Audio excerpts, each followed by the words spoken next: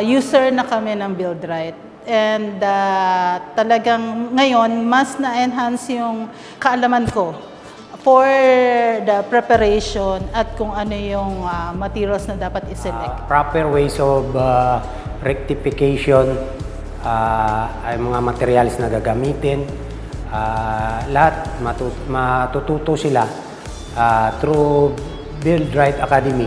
May mga lecture tayo na bihasa para i-guide sila sa proper way of rectification. Oo, marirecommend ko tong training, pati yung mga product nila. Definitely sa mga engineers, mas maiging mag-undergo ng training para maintindihan ng maigi yung mga products nila, paano magamit sa tamang paraan.